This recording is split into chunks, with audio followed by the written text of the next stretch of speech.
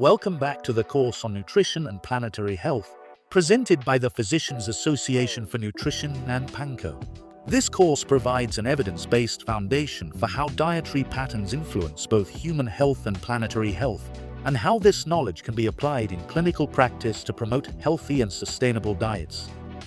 Let's begin with the final module on putting healthy and sustainable diets into practice.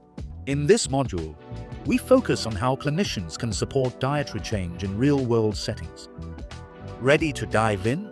Let's get started with Lesson 1 on talking about healthy and sustainable diets with patients and colleagues. In earlier lessons, we examined the evidence linking dietary patterns with both human and planetary health. In this lesson, we focus on how clinicians can communicate that evidence clearly and practically in everyday care. Before you begin this lesson, please answer the following question. This ungraded question is designed to get you thinking. If you are unsure, take your best guess. Which approach is most likely to support dietary behavior change in clinical practice? A. Providing detailed explanations of nutrition science. B. Recommending a strict, ideal diet for all patients. C. Collaborative goal setting focused on small, achievable changes. D. Avoiding nutrition discussions unless patients ask. Correct answer: C. Collaborative goal setting focused on small, achievable changes. Research in behavioral medicine consistently shows that patient-centered counseling approaches, including collaborative goal setting and motivational interviewing, are more effective than directive advice alone in supporting dietary change. Crowley et al. 2019. Miller and Rolnick 2013. Large epidemiological studies show that suboptimal diets contribute substantially to global disease burden, including cardiovascular disease, type 2 diabetes, and some cancers. At the same time, food systems contribute significantly to environmental pressures, such as greenhouse gas emissions and land use change. Dietary patterns rich in vegetables, fruits, legumes, nuts, and whole grains, with moderate consumption of animal-sourced foods, are associated with improved health outcomes and lower environmental impacts. However, translating this evidence into clinical practice can be challenging. Many clinicians report limited nutrition training and uncertainty about how to provide practical dietary guidance during short consultations. Effective communication, therefore, means turning complex evidence into clear, achievable messages that patients can realistically act on. Several principles can help clinicians communicate dietary guidance more effectively. Focus on dietary patterns rather than nutrients. Patients often find nutrient-based messages difficult to interpret.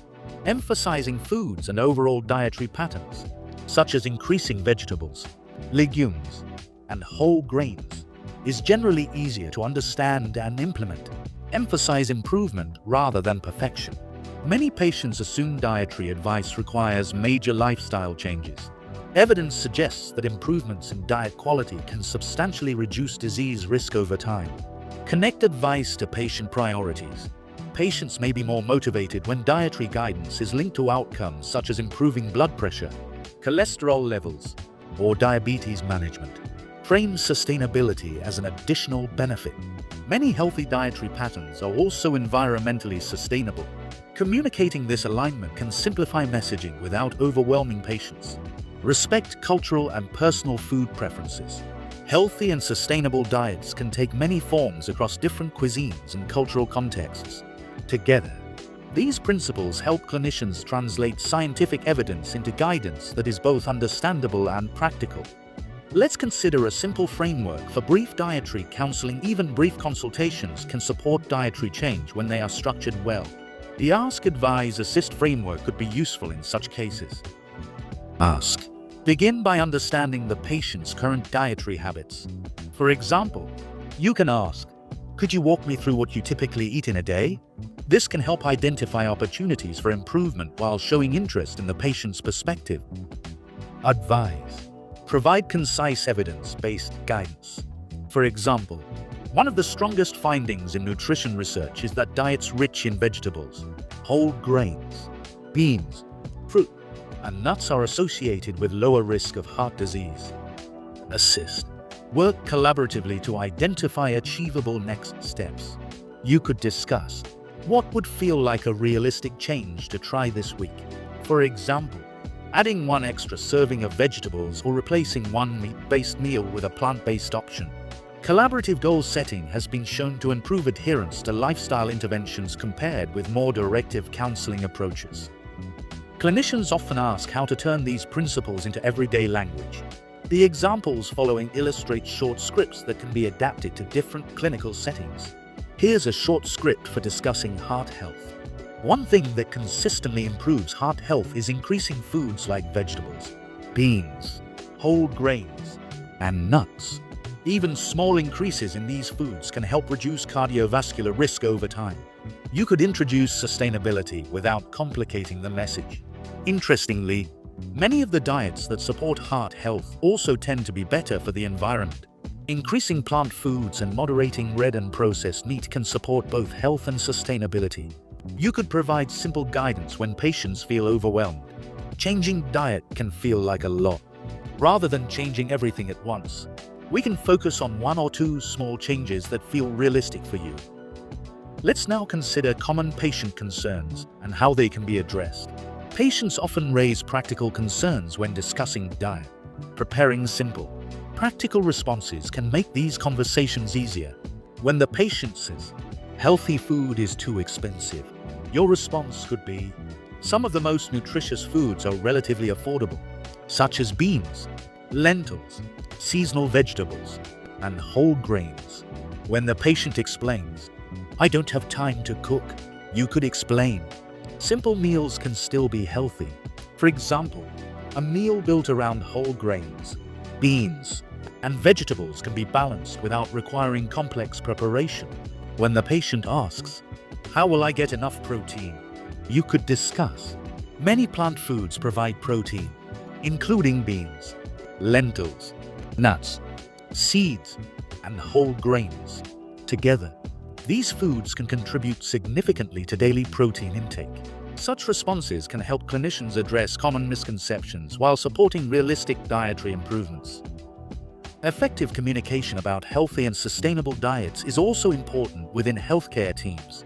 Clinicians can help integrate nutrition into routine care by highlighting the strong evidence linking diet with major non-communicable diseases, encouraging referrals to dietitians or nutrition specialists when appropriate, and promoting consistent messaging on dietary patterns that support both health and sustainability. Positioning nutrition as a core component of preventive medicine helps ensure that dietary guidance is integrated alongside pharmacological and procedural interventions. Before we wrap up this lesson, let's look at the key takeaways to recap what we learned. Dietary patterns rich in plant foods and moderate in animal source foods support both human health and planetary health. Clear communication focuses on dietary patterns, achievable changes, and patient-centered dialogue. Brief counseling frameworks such as Ask, Advise, Assist can support dietary behavior change even in short consultations. Addressing common patient concerns can make dietary guidance more practical and relevant.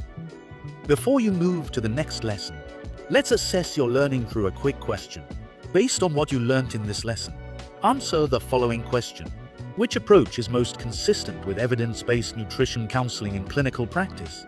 A. Recommending the same strict diet for all patients. B. Focusing primarily on nutrient biochemistry. C. Supporting small, achievable dietary improvements tailored to the patient. D. Avoiding dietary discussions unless specifically requested. The correct answer is C. Supporting small, achievable dietary improvements tailored to the patient. This reflects the core message of the lesson. Effective nutrition counseling is usually collaborative, practical, and tailored to the patient rather than rigid or overly technical. In the next lesson, we will examine how healthy and sustainable dietary principles can be translated into food policy, healthcare systems, and population-level interventions. We would value your feedback. Please scan the QR code on screen to share your thoughts on the course content and help us improve this learning resource. Thank you for watching this lesson. This is the course on nutrition and planetary health, developed and presented by the Physicians Association for Nutrition and Panko. You can now move on to the next lesson.